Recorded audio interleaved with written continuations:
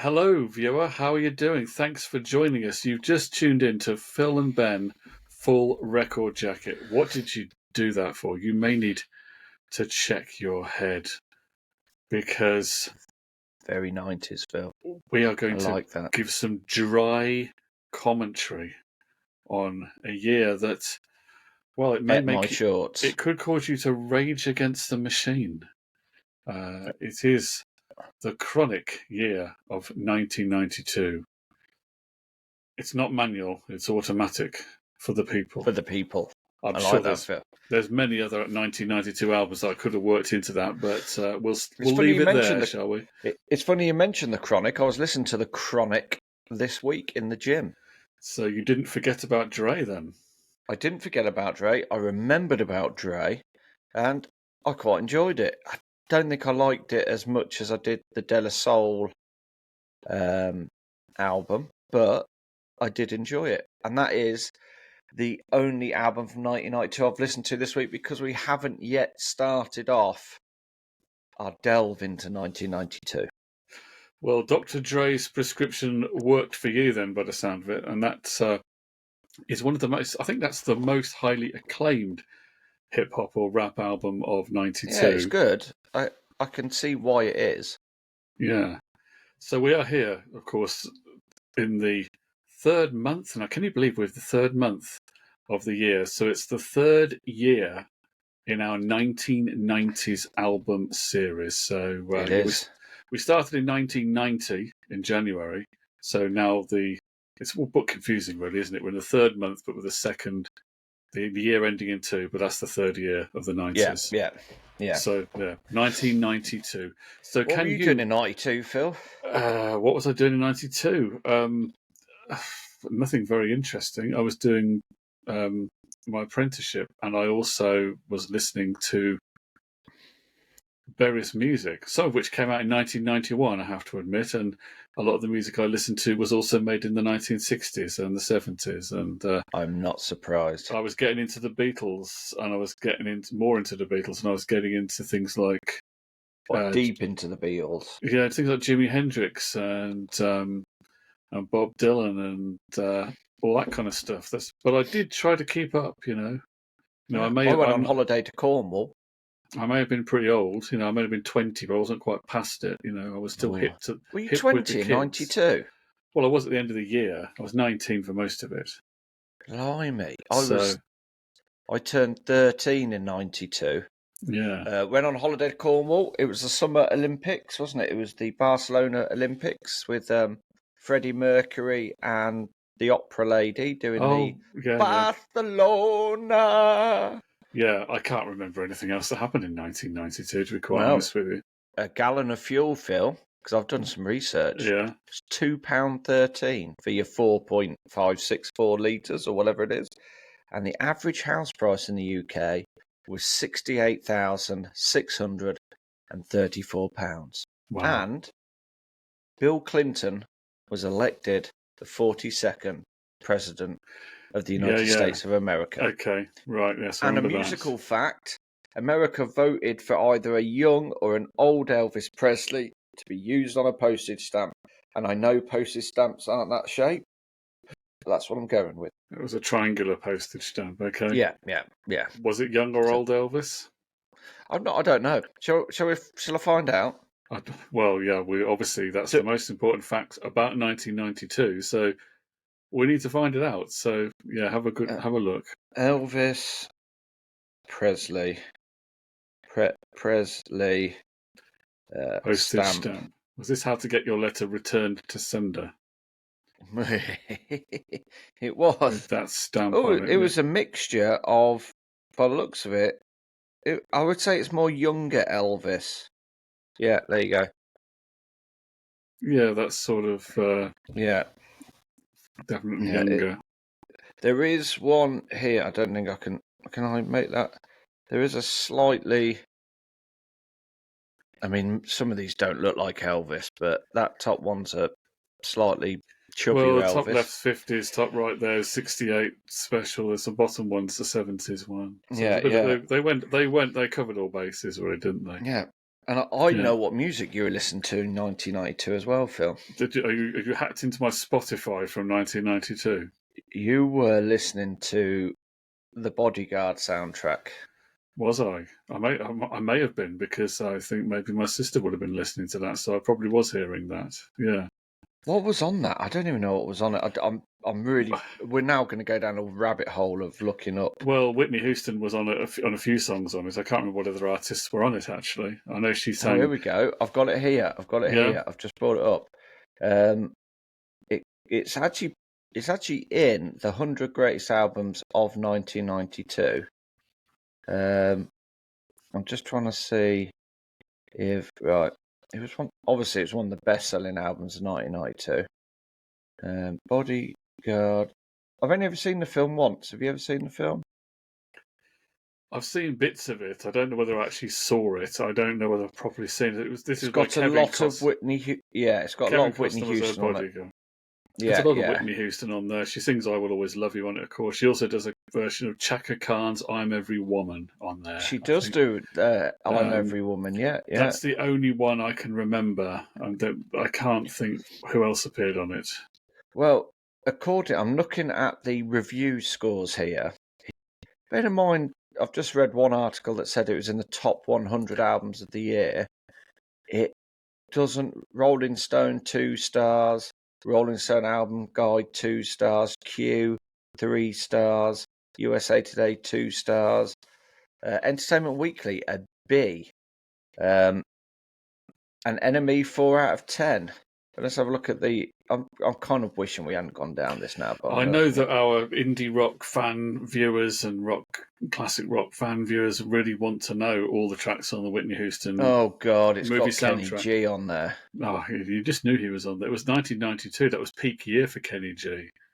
It has got Curtis Stigers, and because my mum used to listen to a bit of Curtis. Was Michael Bolton on there as well? Oh, let's not talk about Michael Bolton. I went to see my mother today. Yeah. And she brought me up on the fact that, one, I keep interrupting you. And I was like, well, that's because what I have to say is far more important. I'm used to that for well over, what was it, 25? More than 25 years. I mean, I'm just, Yeah, 1995. No, 96 we first met, I believe. And then she had a little pop at me because I was slagging off Michael Bolton. It's just outrageous, man. Good heavens. Just an easy target for music hipsters, isn't he, poor old Michael Bolton? I tell you what, I will give 5 whole liras, so some good old Italian currency. If anybody comments and says, you know what, I love Michael Bolton's music, and you're not my mum. So we'll go with that. If anyone comments to defend Michael Bolton, yeah. Yeah. But anyway, back on to Automatic for the People and Slanted and Enchanted by Pavement. Let's get on to some real albums, Philster. Yeah, I'm looking here at the list from You Discover Music. That's You Discover with a letter U, not a Y-O-U. Yeah. They have. Good to see your spelling's worked for you, Phil. They have some good, interesting lists. It's with more of an American slant because they tend to put country on here as well, and and some of the British indie stuff doesn't always get mentioned, but they do a list of about 60 or 70 for every year, and I mean there's loads of albums on it that you'll never have heard because no one could possibly have heard all of these albums on here. I'll start at the bottom of the list. They've got Social Distortion, somewhere between Heaven and Hell. Never heard of that, have you? No. Vaguely heard of Social Distortion, never heard the album. Dark Throne, A Blaze in the Northern Sky. I've never heard that. Apparently it's fuzzed out guitars, goblin-esque vocals and pounding drums. It's a brutal and awe-inspiring listening experience. Gobbling? Does that mean like...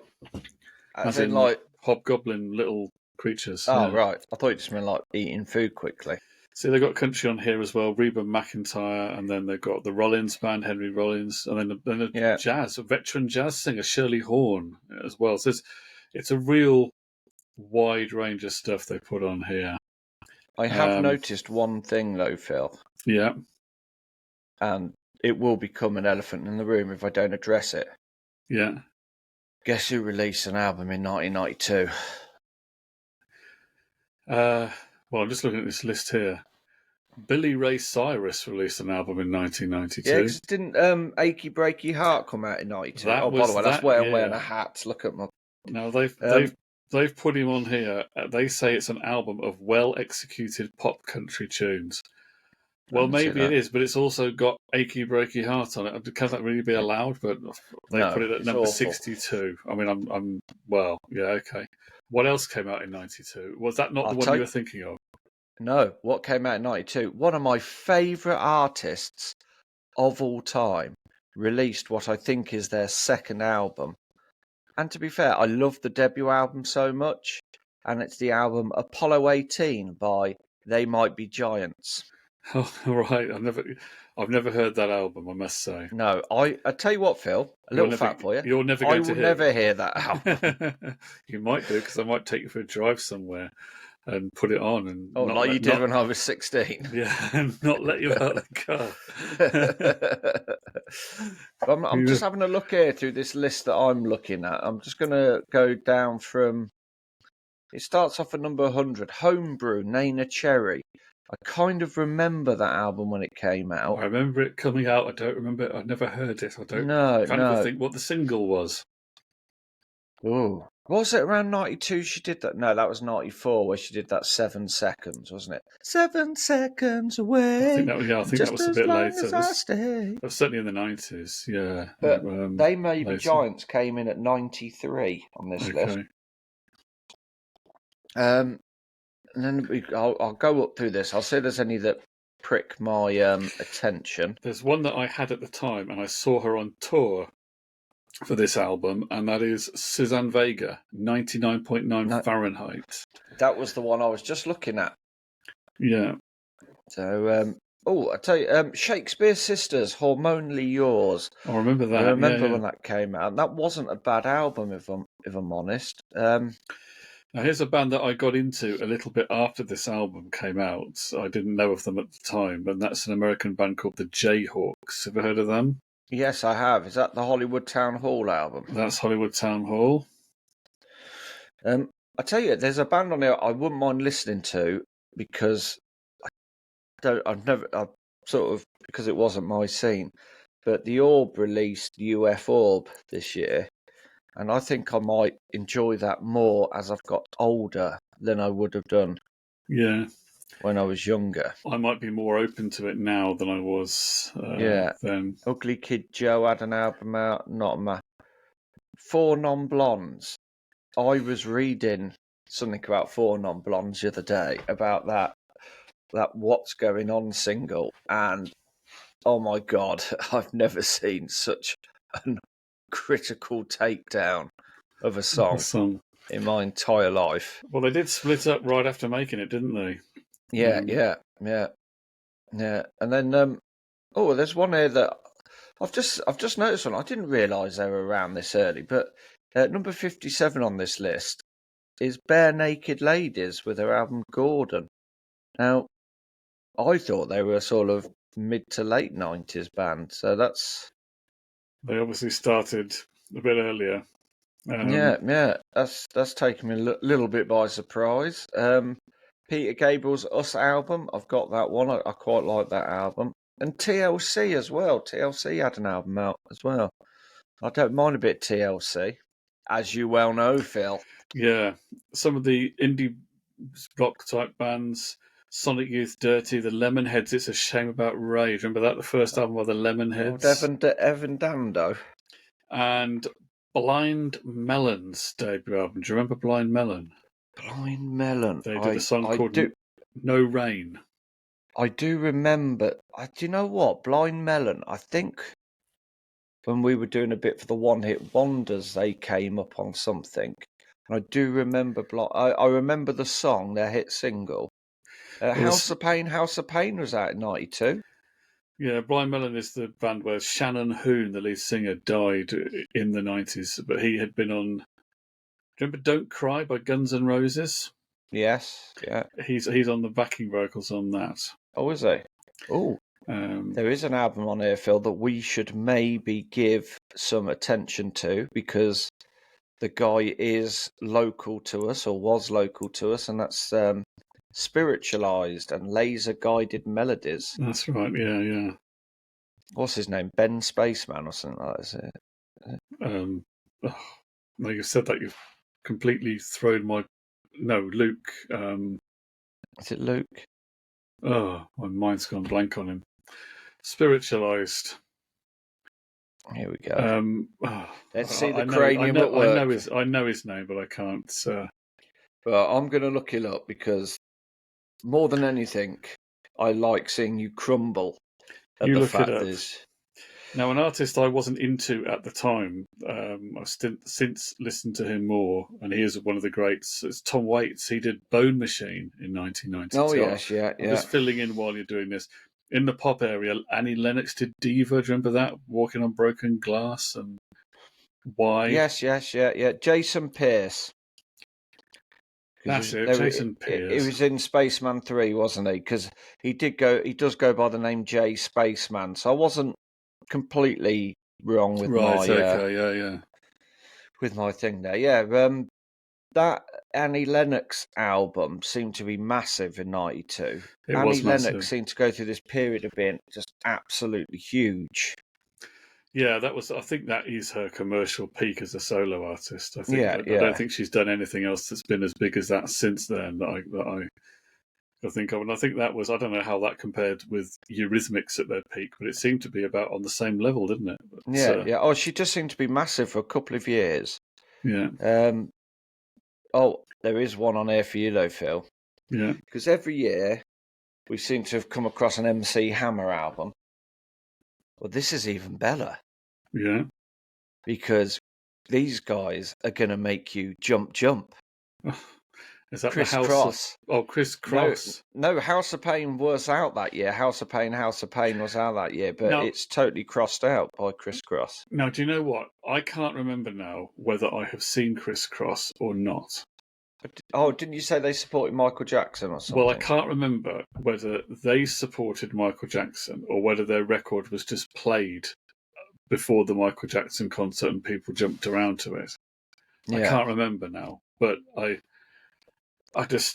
really can't remember. So maybe if anyone knows, did Chris Cross support Michael Jackson on the Dangerous tour, or is that blocked it out of his mind? Is that a false memory from me because I can't remember? So yeah. Answers on a postcard to that one. I'm sure I had that album because I know I had the singles.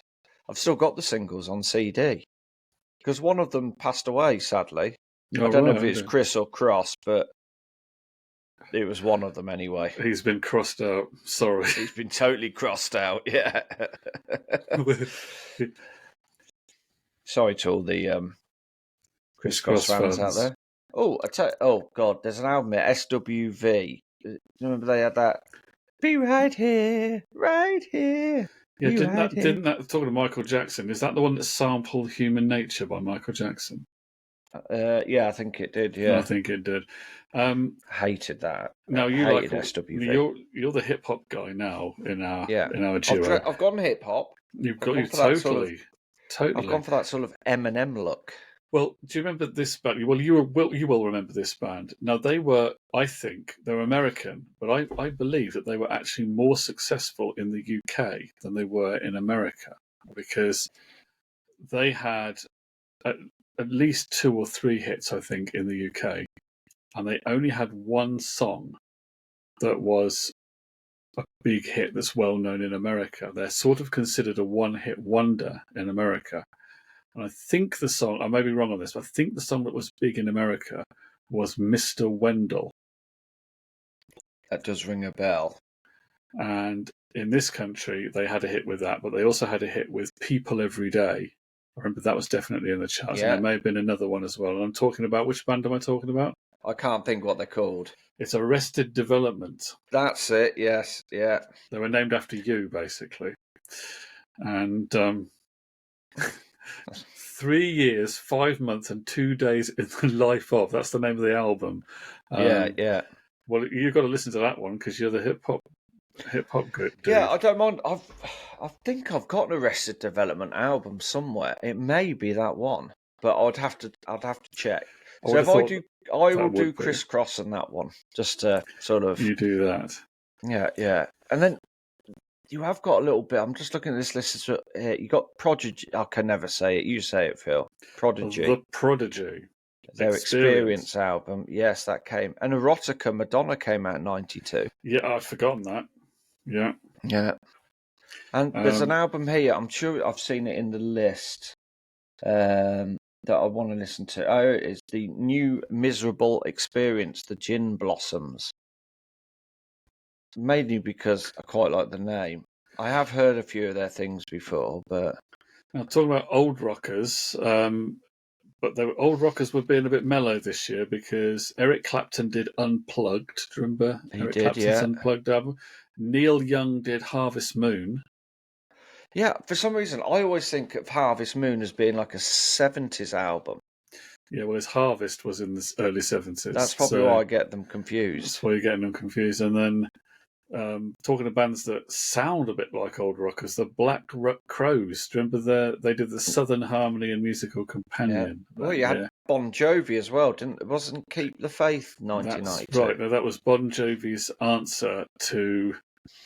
Well, it was Bon Jovi's first album since grunge, basically, wasn't it? So it was their make or break album. Would they be consigned to uncoolness and history and totally be unpopular after grunge, or would they build their audience? And they managed to. Well, they were successful, weren't they, commercially, for sure? Yeah. So I would like to have a discussion show about Bon Jovi at some point in our Hip Hate Figures series. I love Bon Jovi. Crossroads was massively played. I know it's a compilation, but 1994 was all about Bon Jovi's Crossroads. Well, we can talk about Bon Jovi because lots of people have slag them off. So we'll talk about them on another show. But anyway, let's get into. I think you've got a different list albums. Oh, Prince and the New Power. Oh, sorry, Phil. As my mum will say, you interrupted, Phil. Sorry, Phil, but I was gonna jump in with one of your favourites, and Prince and the New Power Generation. Yeah, that was 92. That was 92. Yeah. That was the album that he called The Symbol before he changed his own name to The Symbol. Yeah. In his big beef with Warner Records. Yes. Alice in Chains, Pavement. Quite a lot of alternative rock. Had an album out. PJ Harvey didn't a Dry album come out that year as well. That is here. That's on this list I've got here. Oh, one of your favourites as well, Ace of Base, Happy Nation. Is that actually on that list? What list have you got there? I'm looking at digitaldreamdoor.com. Okay. Aphex Twins had an album out. So on You Discover... Ice Cube had an album out, which must have been about certain people in the media. It's called The Predator. So, okay. Well, I remember that coming out. And well, the top five, according to You Discover Music, were PJ Harvey's Dry, Eric B. and Rakim Don't Sweat the Technique. Yeah. That's another one for you then. On the mic. And then fusing rap and rock, really. Rage Against the Machine was number 3. They have put REM's Automatic for the People at number 2. And number 1, can you guess what number 1 is? The Chronic.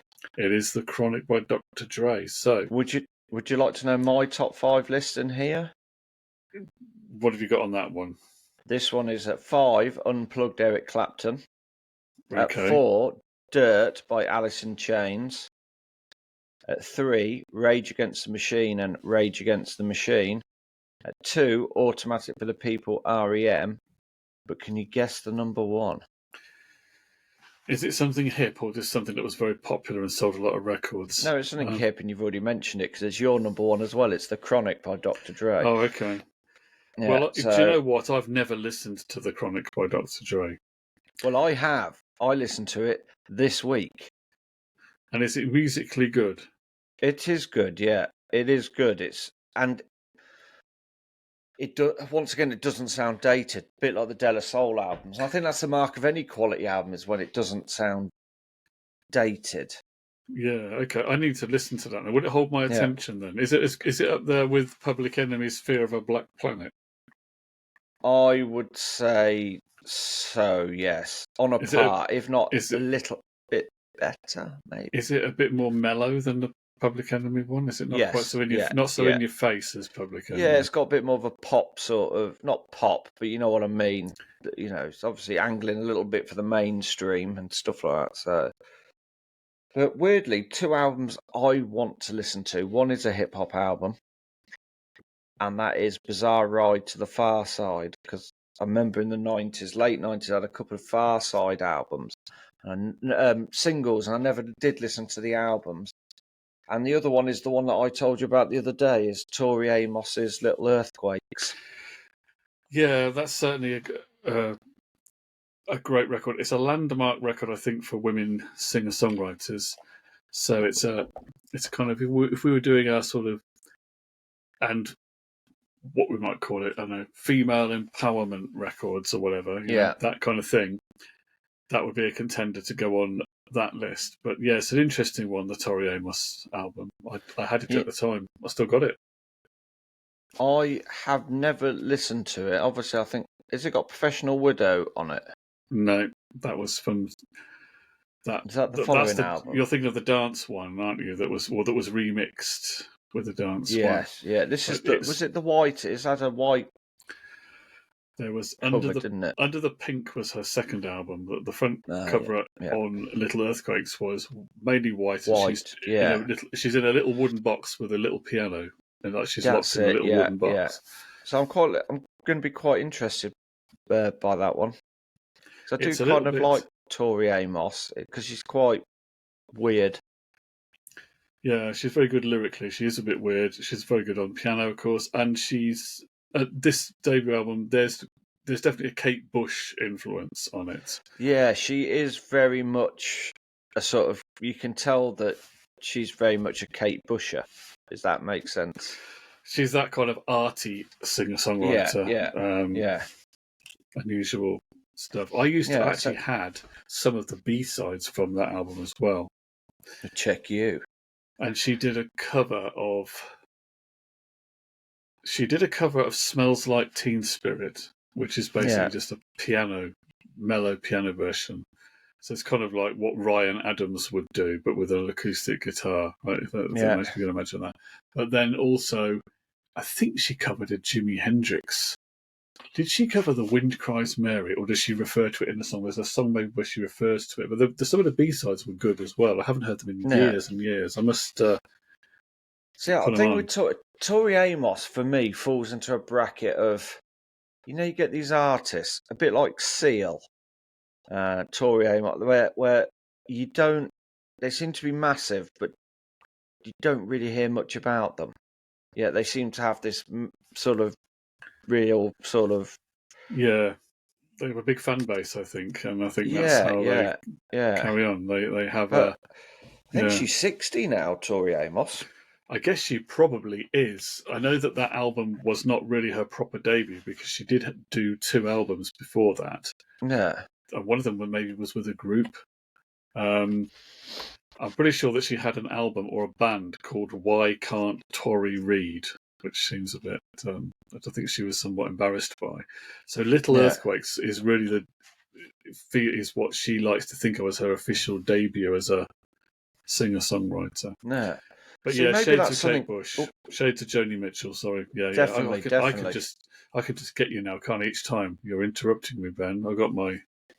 The reason I'm holding a ruler, viewer, by the way, in case you're wondering why I'm holding a ruler, apart from the fact it's very useful to hit Ben with, we were setting our microphones up earlier on, and Ben was telling me how near he was to his microphone, and I actually measured mine, how far I was from mine, and I don't know if there's put the ruler any down. I kept it in my hand. I didn't put it down, and I was just holding it in my hand under the table there all that time.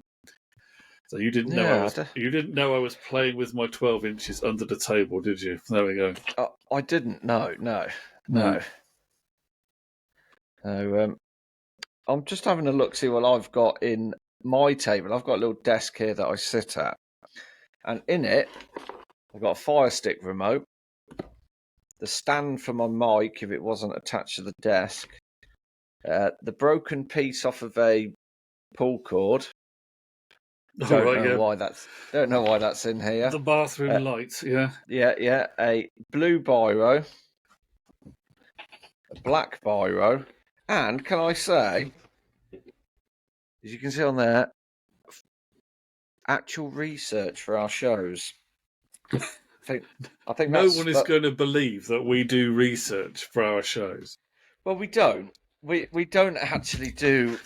Let's be honest with the people now, Phil. We literally, just before we have the countdown on our screen, we are like, so what are we going to do today? We do actually have an ideas pad. We have a Google document that we're both on. We do. And we do have a list of ideas for the themes of the shows. I mean, we don't make it up on the. We're not that clever, we don't make it all up on the actual spot, but we don't. No. We don't script it to any deep degree, as you can obviously realise. No. I think in the early days we used to sort of have a little, as you can see, that little pad with a little bit of research and that. And then we've just seemed to have got lazy and just go, do you know what? We'll just check our phones while we're here. Well, the thing is, you can just look at it on the phone, and we can always ask the viewer, because people know more than us. So, if we talk about any artist, virtually any artist, there's going to be someone out there who knows more about them than we do, so they can just correct us on these finer points of fact. Which is why I quite often, if I'm not sure, I don't. Yeah. Pretend my mother did say today that I shouldn't interrupt you because Phil has an incredible knowledge, and I said, "Well, that is correct because I am literally, and we'll be honest with the people, Phil. So you are like Philopedia when it comes to music. I just know bits, but I know a lot about stuff that happened around the 90s, and I know little facts and other things and stuff. The way that I convey it, I'm not as articulate as you because I don't know as many words as you. I only know 4, and 3 of them are swear words. And even then, that is 3. Look at that. All I did to my finger building a wardrobe the other day. Oh, is that the finger that you nearly cut off? Yeah. No, that was that was the same finger, but I cut it at the top last week, and then I've sliced it across building a wardrobe yesterday. So not only have we discussed a few albums from 1992, but we've also given an insight into the absolute shambles that we are. The charlatans. What more could you want? Well, I'll tell you what I don't want, and that's We May Be Giants. So, from 1992, Philster, is there anything that you've read in your list that you've never listened to before that you think you're going to listen to? I'll tell you what, I want to re-listen to the Tori Amos album because I haven't heard it in so long. I want to listen to this Dr. Dre one because I remember that being acclaimed at the time, and I've never ever listened to it. I'm just trying to have a think here. If there are 1 or 2 albums on this list that I know very Manic well. Street Preachers. Is that on here as well? Their debut, Generation Terrorists. Yeah, came out in 92. I could listen to it, but I have heard it before. I know what it's going to be. Yeah. And I'm just trying to think, is there anything that really makes me think, do you know what, I'd really like to listen to that? And I can't say that any of them have made me think, wow, I really, really want to. Yeah. Really want to. Because once again, this isn't the best albums that we're trying to find. It's our favourite albums. Our favourite albums. I wouldn't mind listening to the Blind Melon one, Yeah, I might give that a go. Or Sweet Oblivion by Screaming Trees. I'm trying to think of one that could be, potentially for you, make your top 3, and I don't really know what your top 3 would be. Well, it's going to be a tough one. There's no De La Soul or no sort of quirky. Well, I suppose Tori Amos is kind of a quirky indie folky album, isn't it? It's a bit, it's an arty towards alternative. The alternative Yeah. fans were more into her. That she wasn't really mainstream. Yeah, maybe a bit Def Leppard. God, they did an album that year. Did they do? Was Yeah. it that year? Adrenalize. Yeah. That was the last. I think that was the last one they did with Mutt Lange as producer, and I think He went on. Didn't he go on? Didn't he do the Bryan Adams song? He probably did work with Bryan Adams because it was that style of rock that he produced. He did the 91 single from Robin Hood. And then he married Shania Twain. He married Shania Twain. That's the other fact about him. Yeah, that's right. Yeah. But there you go, Def Leppard. I can't. I'm sure there's something missing from these lists, though. I'm sure. I know what's missing. I'm sure there's another album from '92. It's not been on these lists. I know what it is. What do you think it is? Because if you don't mention it, don't say boy bands. I'm not going to say it's not boy John bands. Cicada. I'm going to say because Shoegaze will bring us up on it, but Ride's Going Blank Again came out in 1992. Right, I couldn't remember whether it was 92 or 93. Yeah, but that was one of the most acclaimed indie albums at the time it came out. So I will be giving that a listen. Yeah, you've got to give that a listen. Yeah. I'm trying to think what else. Did Radio X do a list, don't they, from a bit more of a British viewpoint and a bit more of an alternative. Right Said Fred's Up album came out in 92. How could I have forgotten that? Especially as you look like two of the members of Right Said Fred. You look like two of them combined, don't I? Yeah. Was it Richard Fairbrass? Is it? That's it was, him, isn't it? Yeah. Fairbrass, yeah. I'm too sexy for my shirt. Too sexy for Radio my shirt. X albums of 1992. Is this because you can't type? I can't type. Hang on. Radio X albums of 1992. Can't speak by the looks of it either. I can't. Here we go. 20 best albums of 1992 according to Radio X. That's the one. Let me bring up the same list. I've just seen what it is. The Cure. They did do an album that year. Yeah. Now they did that. There's got to be some other ones on here. The Sugar Cubes, Stick Around for Joy. The Sugar Cubes, is that Bjork? Yeah, Going Blank Again. Now the Charlatans did Between 10th and 11th. All right. Second album. Do you remember that? The second album of the Charlatans? No. The main single was Weirdo. Do you remember that? No. That was quite cool. It was a bit psychedelic. It was kind of, that was pretty cool. I think that's possibly an overlooked album. Are you going from the bottom on this list? Because I've just brought up exactly the same list. I'm going from the top. There's another one here that should be on the shortlist. This will be for me because I remember this album from the time. And it's Morrissey, Your Arsenal by Morrissey. Your Arsenal, yes, yeah. Not your Spurs or your Chelsea, but your Arsenal. Or your mighty Coventry City. Well, they're your mighty Coventry City. Yeah, mighty. What about James? What about, are you going to get into some James? Because I know you hate James. Who did that album? Who's that? That is... Oh. God, yes. No, I can't think. It's Australian. Is it In Excess? It's In Excess. They did an album called Welcome to Wherever You Are. Yes. Which, at the time, I used to have... Sorry, I interrupted you then. I used to have on a copy. I don't think I ever bought it. Someone taped it for me at the time. And I quite liked it. It was they were a little bit influenced by U2, Achtung Baby, and a bit influenced by stuff. And I thought it was quite interesting to hear this band who'd been, they were sort of mainstream hit makers, weren't they? In Excess, really. They were all about having hits on the radio. But they did this album that was quite a bit more experimental. I thought it was quite interesting. Yeah. I must admit, I've just seen a picture of the Ride album. I love that album cover. It is quite cool, isn't it? It is a cool album cover. The Shakespeare Sister album comes in Stereo MCs. That was a popular one. Yeah, it was. At the time. But the Shakespeare Sister album comes up quite high in there as well, as does a Spiritualized one. So I'm kind of tempted by them. I L7.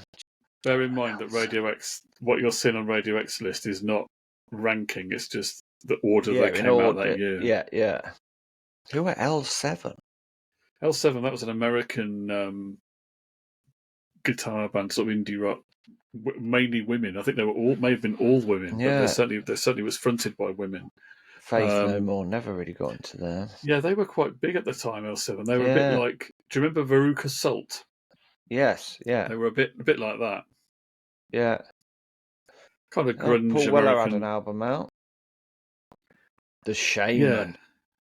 Oh, The Shaman with He's a Good. Oh. Yeah, Stereo MCs. I do remember the Prince album. Yeah, there's quite a few good ones to be getting on with. We have got some listening to do. You see, The Cure did Wish, which has, I mean, the most famous song by far, and that is Friday I'm in Love. Yeah. But the rest was of that late on? It was 92, but the rest of the album Really? was more Cure-y. You know, it was more like, yeah, it wasn't all poppy songs. It was more like typical. That was Cure. 92. That was 92. Yeah, it was relatively late, that album. You know, it wasn't 80s. I remember always it coming think Friday I'm in Love is part of their sort of 80s catalogue. Yeah, I remember it coming out. I worked with a guy that was a guitarist. He was really into The Cure, and I remember getting quite excited about the album coming out and everything. Yeah, being into it. Yeah, I might give that one a listen as well. So, yeah, it's quite an interesting year. It's more interesting than I first thought it was. Yeah, I thought it was going to be absolute dog mess. No idea what my top early 3 will be. No, but we will find out. We've got 4.33 weeks to find out. Well, I think I know one, but I don't think I know the other 2. I know your one. It's REM, isn't it? It might be. Because it's your favourite. If that's one of your favourite albums. And might be Dr. Dre. He might overtake it. You know, it might be Arrested Development. Might be En Vogue Funky Divas. Or SWV. Or John Sedaka. John Cicada. Or whatever his name was. Yeah. So, there we go.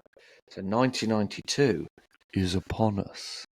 It is. Let us know, dear viewer, what is your favourite album of 1992, or what are your favourite 3, and which ones have we not mentioned, and which ones have we just shamelessly overlooked and not talked enough about? Let us know in the comments. We will discuss it more, and we'll choose our top 3 at the end of the month. Thanks for watching. All the best.